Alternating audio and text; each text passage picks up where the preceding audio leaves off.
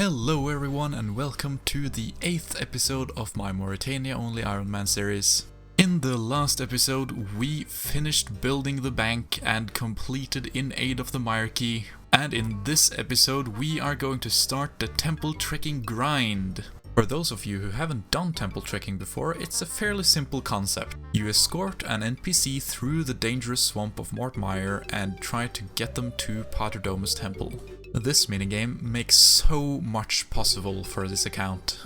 When completing a trek, you get a reward token. A reward token can be redeemed anywhere and can give you a whole range of different important rewards.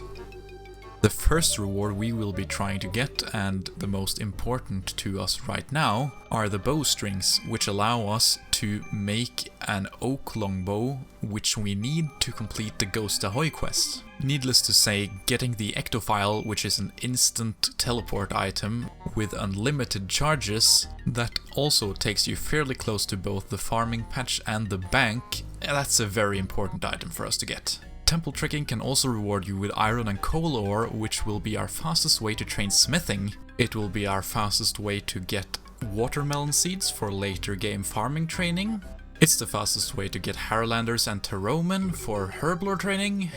It supplies us with the best food we have access to thus far, considering our cooking level, which is lobsters. And finally, the most important part is that it grants us access to XP tomes in several different skills. We can now train agility, thieving, slayer, firemaking, fishing, woodcutting and mining through temple trekking alone, meaning we never have to go back to the Bridge of Pain ever again.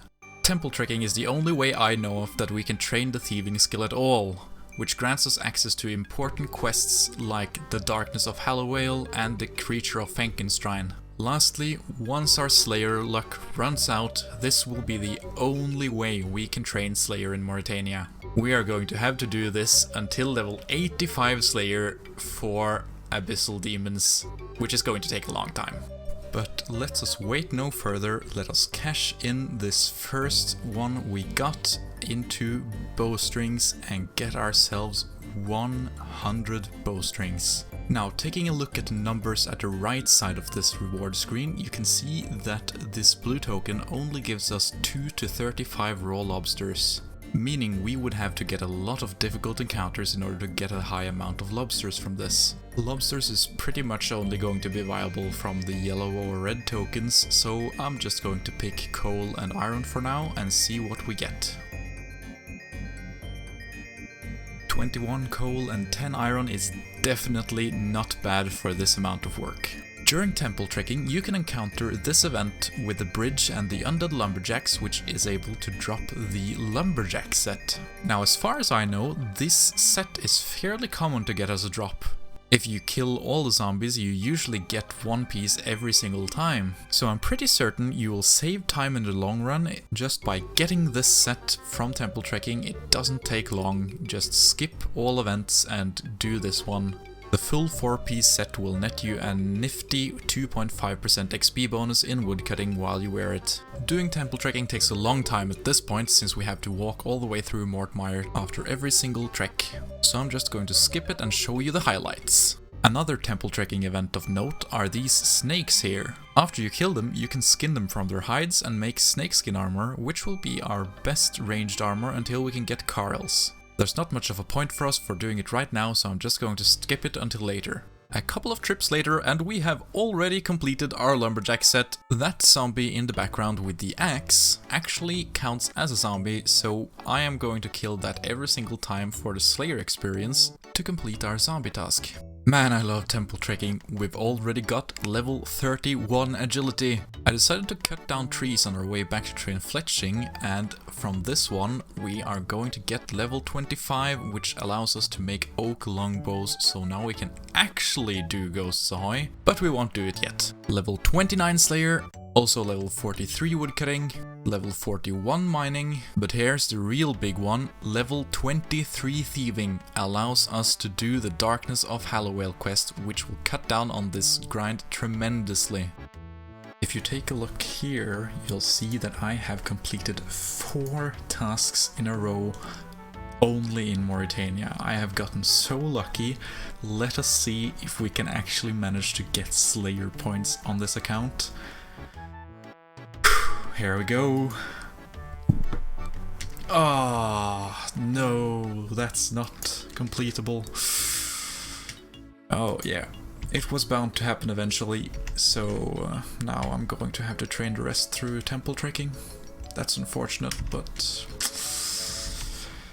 luck can't last forever. We have everything we need from temple trekking short term, but before we completely stop the grind, we're going to get level 28 fishing. This allows us to fish slimy eel. Back in Phasmatis, we are going to buy a fishing rod. Please add harpoons and fishing nets to charter store. And here we are, at long last. I cannot believe I'm actually excited for fishing slimy eels in the swamp with snails crawling around me in purple robes. But here we are. This account does wonders for your thinking. We have over 2,000 fishing baits from killing the ghasts for level 43 prayer, and now it's time to use it. So we got this fishing level just in time for me going on a family trip for the weekend and getting sick. So, of course, like any good scaper, I decided to not XP waste and use the weekend to fish a bit on mobile. I have some of the later levels screenshotted, so I'm just going to show you the end results of this and how many I ended up with.